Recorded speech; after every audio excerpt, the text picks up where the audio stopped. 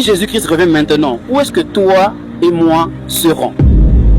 Shalom, je suis votre frère Narcisse, je suis un prédicateur, je prêche dans les bus, mais seulement lorsque je prêche dans les bus, je ne demande pas l'argent d'offrande, on n'a pas d'orphelinat où on a besoin qu'on puisse nous assister par des frais, mais au contraire c'est nous qui payons pour vous le transport, c'est-à-dire qu'on s'occupe de votre transport afin que vous puissiez aller revenir parce qu'on vous aime, on le fait par amour.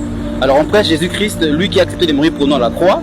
C'est pourquoi ce même amour-là, nous aussi en retour, on vient vous le démontrer parce qu'on vous aime. On a reçu gratuitement, comme on nous dit, donnez aussi gratuitement tel que vous avez reçu. Alors Jésus revient bientôt. Le Christ est parti et il y a une promesse sur lui qu'il reviendra. Alors Jésus revient bientôt. Moi j'ai cru au Seigneur, j'avais une mauvaise vie au départ, j'avais une vie d'impudicité, une vie inacceptable. Mais une fois, j'ai entendu la parole et je me suis converti. Ce jour-là, je me suis décidé de le suivre corps et âme. Le royaume des cieux existe.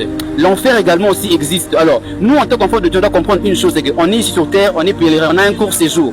Il se peut que la mort puisse intervenir, il se peut que l'enlèvement puisse venir. Alors, une question, si Jésus-Christ revient maintenant, où est-ce que toi et moi serons?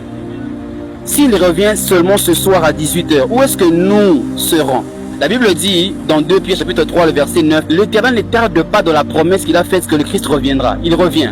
Mais seulement il use de patience afin que nous puissions arriver à la repentance, pour que personne ne puisse périr. C'est le désir de Dieu, que personne ne puisse aller en enfer. Ce que je vous exhorte, c'est quoi? C'est que chacun d'entre nous puisse avoir une conscience que j'ai une marche qui ne plaisait pas à Dieu, mais aujourd'hui je peux changer parce qu'il me parle à moi, il parle à mon cœur. Imaginez-vous que Jésus en qui on a cru, lorsqu'il a commencé à prêcher, la première des choses qu'il a faites, c'est qu'il a dit aux gens, répentez-vous.